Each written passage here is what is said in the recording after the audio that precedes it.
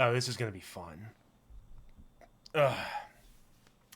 Hey there, fellow gamers. It's the Rambling Manager here, bringing you another ditty for today. I'm going to do a little bit of an experiment. It's going to be left field. It's going to be wacky. It's going to make you think I'm insane. But some of the best people in the world are fucking wacko. So, bear with me here. Hello, kind sir. Care to introduce yourself today to this podcast here? Oh, why, yes, I am the Ramblin' Manager, one of the co-hosts to GT's Gaming Den's The Lobby, and just I guess the main talking force behind the channel. Man, it makes me feel like a narcissist. And what is the topic for today's discussion? Not really a topic, just ask me some random questions there, myself. Well, okay then. Well, the first thing that you were talking to yourself about was Persona 5 Royal. And the question I have here is how does it stack up compared to the rest of the JRPGs? Or how does it stand against the rest? What makes it unique? Well, glad you asked that very important question. Myself. So the reason why I think Persona 5 Royal is a relatively decent game in my opinion was because it's one of those few games in my opinion where you actually feel compelled and satisfied to go through a 150-hour campaign because that's basically the length of Persona 5, especially Persona 5 Royal Edition.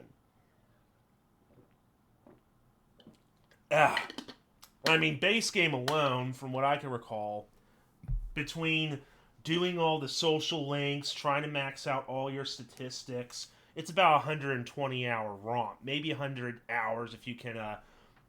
If you know the routes, play it on the easiest difficulty level, and you do a new game plus. But again, it's one of those few games where I don't mind going through that extreme length, especially numerous additional runs, is because the characters are just well written. Yes, some people think they're cringe or very weird, and it's true. Some of them aren't really high notes. I mean, Yusuke, he's a hit or miss here and there. Was never really a huge fan of the shy Futaba, and of course, with everybody else, I have a crush on Queen herself. And then there's just Joker himself, who just exhumes fucking personality. Like, if there's one scene that I remember was when Persona 5 Royal was hitting the news for trailers. There was just a scene with Joker literally just breakdancing in the stadium in front of the new character, and she was just so taken aback she just stepped back while Joker was busting a fucking move like Joker does. So it's just the charm and just how the voice actors just manage to just put it out there. It's just so fucking good. You at the end of the day, you can actually love every character, and to that extent, hate every fucking villain, and then kind of understand like what brought them to who they were. Kind of. I mean, there's definitely some assholes that were really like deserving of it, like Kamoshida, the first gym teacher. You early on, like the earliest fucking parts of the game, you just know you're gonna hate this fucking bastard. You're gonna enjoy fucking stealing his heart. But yeah, characters are great. The story's great. It is very long, but I mean, if you're doing a new game plus, you can speed run through it. I can't say much about the Royal because when I tried playing, I got distracted by another game I can't recall. So that's my sin. I haven't finished the Royal to completion, so I don't know anything about the new story except from what I heard, it's non-canon because Persona 5 Strikers is a sequel, and yet the story from Royal doesn't influence it. I mean, thankfully, at least with the Royal, you could still like play through it. As far as I'm concerned, like the default ending is still in there, and the Royal's ending, you have to do like certain things with one of the new characters. I don't know, but otherwise, to me, it's grade A. It's up there. Like, it's top 10 games of all time. For me, at least. You know? Yes, yes, right, right. And in terms of the trajectory for the Persona series in the future, you don't have that much experience, of course, but where do you think the Persona series can go after Persona 5 Royal and Strikers to that extent? Um, that's a good question. I don't know. I mean, I guess none of us really know for certain what could be in store for a future sequel to a gaming series, but it does sound like it's like with how big Persona 5 was, like none of the, like all the other Persona games, Persona 4, Persona 3, Persona 2, like all of them, people know about them. There was obviously people that bought it. That's how the other sequels were funded and made. There was actually a fan base. But it felt like Persona 5 was like the big one. The one that put it on the map. And when everybody just thinks of Persona, they think Persona 5, Joker, Queen, Skull, fucking Stealing Hearts, Phantom Thieves of Hearts. Squeeze me. And I guess like because of that stigma, people will be thinking, okay, wherever Persona game comes out in the future, it's going to be exactly like Persona 5. And I hope that's not the case because each Persona game kind of had like a unique theme or style around it. Like when I first played Persona 3 years ago on the PS3 through emulation, it had like kind of a dark, grim vibe to it with a hint of suicide, especially with the Revokers, if that's what they were called. Just point a gun to your head, pull the trigger, boom, there's your persona. And with Persona 4, it had a more,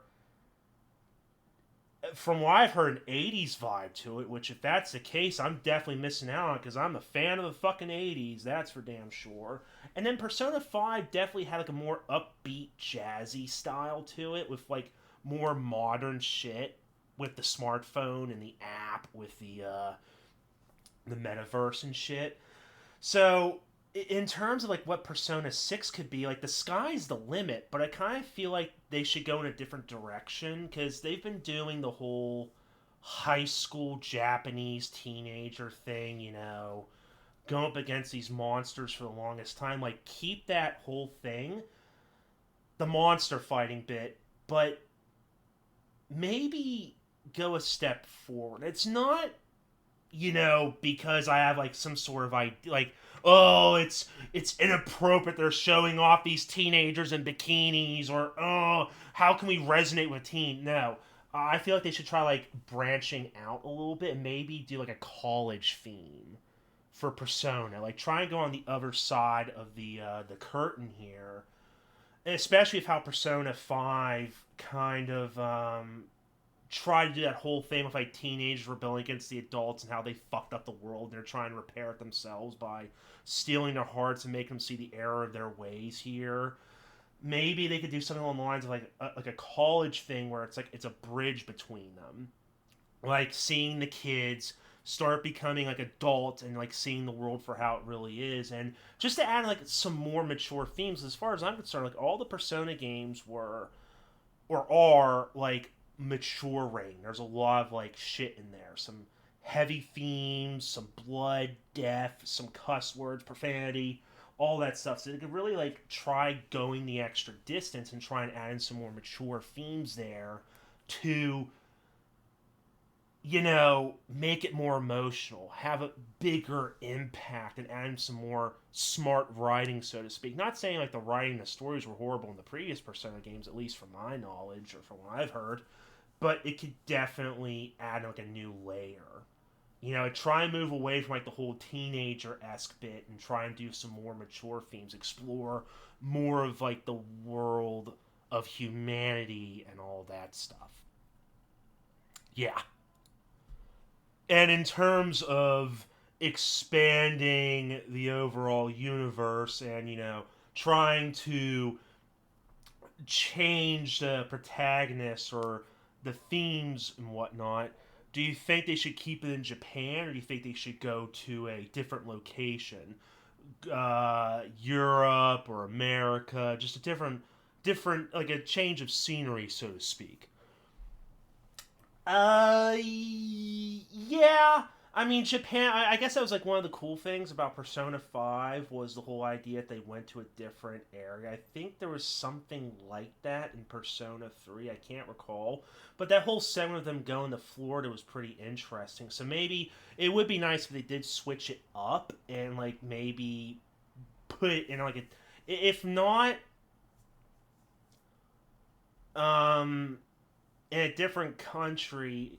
I mean, they did kind of do like different cities, I suppose, as far as I'm concerned. Maybe like do like a different set piece. Because as far as I'm concerned, fuck, how was it? I know it was a normal city in Persona 3, and I think it was a small town. Like maybe they could just do like a village aspect, or maybe this could be their chance to maybe change it up as well in terms of time periods. Instead of like a modern setting, maybe they can like set in the past, like 60s or 70s, like a funkalicious, so to speak, type of setting, or even go even farther back. I know there's going to be I sense there's going to be a new trend with like actual Japan samurai games, so maybe they can like hop on the bandwagon with Yakuza, a Ghost of Tsushima 2, and that other game that was announced recently at that state of play. Maybe they could just do like some sort of samurai esque Persona game, because Strikers, I mean, they took inspiration from that. What's that one game series? Shit. Dynasty Warriors. They could like maybe switch it up so that there's like a different way to like summon the monsters and your personas, and combat could be more in your face, so to speak. It'd be a different way to like stray away from the whole tactical, slow JRPG style of gameplay we're used to. I know some people would have problems with that, but do it for like a one off wouldn't be too bad. Because I know some people were apprehensive about the whole Yakuza series going from brawlers to the Persona style gameplay to tactical stuff, but that shit seemed to do pretty fucking well. Let me just look real quick at like a Dragon score here. It was around, yeah, overwhelmingly positive, 95%.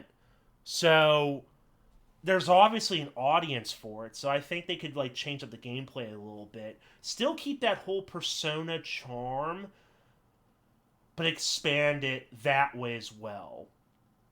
In terms of setting it in a different time period and era. And who knows, maybe like an origin story with the whole phenomenon. Even though it seems to change with every single game. Like 1 minute it's a tower, the midnight bullshit for Persona 3, and then it's the Midnight Channel, and then it's the metaverse. It's changed over the various games, but that could be an interesting way to spice things up as well, besides the whole college freshman type thing. Yes, it would be a very good change of pace. And in terms of the whole exclusivity of the Persona 5 line of games, do you think they should keep it solely exclusive to the PlayStation console, or should they try to have it released on multiple consoles day one, as opposed to segmenting it every few years of a new release? In a way, penny pinching and double dipping, as the community calls it. And to that extent, should there be an enhanced edition, or should it be a day one patch? Uh, I'm the type of guy that believes that everybody should get their hands on the game day one, regardless of consoles and preference. So yes, it shouldn't be solely locked to it, even though no doubt in my mind it will be an exclusive on some storefront. It just depends on whoever throws the most money and who has the biggest, not necessarily respect, but I guess track record, so to speak, with the company. And in terms of updates, I guess it depends on the amount of content that you're getting and like how much the features are changed. Is with with Royal, it does feel like they did do a lot of shit under the hood to almost warrant a new edition. But I will agree with people on how after so many years, like they are charging $60 for Persona 5. Like, look, in my case, yes, it I'm kind of like on the fence about it. I'm 50-50 because if my story was that I bought for $20 Persona 5, the PS4 at Target. It was a blessing from the gods themselves, the gods of gaming, because I still remember it vividly. I was out with my family and the battery for the vehicle that we were in died. And it was right after I was looking at it, I was debating about it. I was like, $20, it's still a bit steep for me. I'll hold off. And then the battery died and I just looked up into the heavens. I'm like, really? Should I get it? Should I get it? And I just made the decision right there. I said, fuck it. I may have told this story before, but I'll tell it again because it's one of those things that's stuck with me ever since.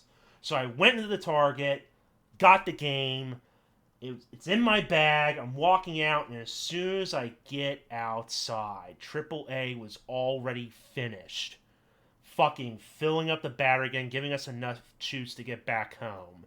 And just right then, right there, I was like, yep, this was a sign from the gods. So $20 in, and then later on down the line, I was blessed hearing Persona 5 Royal, got the Steelbook for the PS4, limited edition. It was $70, and then it was lowered down to $60, thankfully. So I'm $80 in. So yes, I triple dipped in a way. And it is a little bit disheartening because it's like that whole practice is a little bit scummy. But in terms of the content you get, it could be somewhat worthwhile. At least in terms for me, going from Persona 5 to The Royal, it was worth it. Because all the original shit's still there. Minus a scene change with a couple of characters in a certain district late at night that were approaching Ryuji. We all know what that scene is. Me personally, I had no problem with it. If people were actually offended by that, I'm sorry you were offended by it, but it's a video game. Come on. It's all in good fun. Live with it. So, besides that small change, like everything else was an improvement. They improved the baton pass to the point where it was actually useful. They changed up certain areas with the grappling hook so it was a lot quicker. The Velvet Room alarm system was a nice addition for giving you some new weapons. And on top of that, making your personas actually more powerful. Like, one of the few gripes that I had was you had to min max your personas. Like, you can only have 3 stats in 99, but with the Velvet Room alarm system, boom, you can make a fucking pixie, a level 1 pixie, literally 99 every stat. So, in that regard, I don't have a problem with it. That was like my one gripe. So now Persona 5 Royal is a 10 out of 10 in my opinion. They added a new area. They overhauled the baton pass, as I said. They added new outfits, new costumes, armors, new weapons. They added a brand new, like, 15, 20-hour expansion story that I'm grateful I still don't know anything about, minus, like, I guess, like, an ending slide that I can't recall well. So, Persona 5 Royal for PS4, that was a good purchase, but in terms of $60 for PC and next gen and all, okay, 120 FPS, cool. Graphical settings, fine. Instantaneous load times. The only other benefit is they threw in that DLC that they add in for the Royal. So, okay, if I'm segmenting it, 120 FPS, like true, like 4K 60 FPS as well, maybe, if I had the monitor for it. $30 to $60 worth of DLC. Like, I guess that's the real takeaway, is that the $60 I would have spent on the DLC when the game first came out, I'm putting it towards the PC port. Still, I'm a wait for a sale, hopefully, relatively soon. But yeah, the whole double dipping is kind of suckish. I would prefer if it was just, released on all platforms from the start. So at most, if you do double dip, it's $60 for the original game. If you're feeling generous, the DLC that comes out later, because there'll be DLC, obviously. And obviously, they'll release a enhanced version if history is any indicator. Persona 3 FES, Persona 4 Gold, and Persona 5 Royal. Lord knows what Persona 6 will be, but yeah, I don't know. Triple dipping sucks. Double dipping only if it's justified, but even then, back to like the question from before, it all depends. If it's like a story expansion, yes, just release it as like a DLC for like 15-20 bucks. But obviously they had to do a lot of shit under the hood, so I guess it warrants a re-release, but it has to match it. But thankfully, because of how much people love Persona 5 and how much they were aching for more from the Royal, I guess the Royal was also justified, especially those that did get the original for dirt cheap. They weren't really spending as much buying it brand new. Fuck, that was a goddamn long answer. Sorry, guys. Oh, well, that just happens when you're on a roll here. Finally, you had a throwaway video in regards to Persona 5 in the past where you had an idea for a potential assemble, so to speak, for the Persona universe. Care to elaborate as a closing segment for this experimental video, so to speak? Yeah, I guess that'll be a good way to top it off here. My idea, I guess it was running off of the whole Marvel Avengers Assemble type of thing, where you just bring all the characters for that final push, Avengers Endgame, basically. And oh, hello. Sorry, technical difficulties there. Yeah. I had the idea that I guess maybe once the sixth game comes out, or it could be the sixth game, but maybe just do like one more solo experience with a protagonist and whatever, and then have all the protagonists. Because as far as I'm concerned, the games weren't really like, in terms of years, if I'm right, with Persona 3, that was like maybe like 5-6 years after it was released in terms of a time setting. It was like around 2010, 2011, the game, I think. The game released in like early 2000s. I can't recall correctly, but it was something like that. And what I'm trying to say here is like the protagonists wouldn't be that far off in terms of like ages.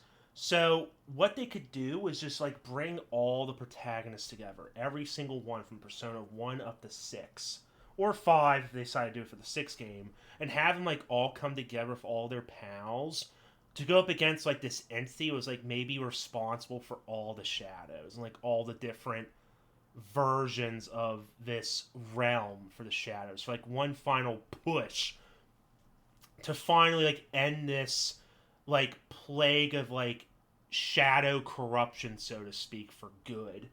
And it would be a little bit hard to do that because, spoilers for the third one, something happens to the protagonist where it kind of makes him impossible to come back. And from there, I just don't know how. I guess they could explain it. But if you throw enough, creative power at the problem, you could probably do it. I don't know. It was just something in the back of my head thinking it'd be kind of cool just to have like all the protagonists, like all those badasses together to just fight one big entity that was basically responsible for all of this shit. They kind of set them on the right path, so to speak, or improve their lives for the better. And to that extent, kind of similar to the previous video where you can combine the maps from like all the Assassin's Creed games into one, it'd be a nice way to like maybe like make an expansive map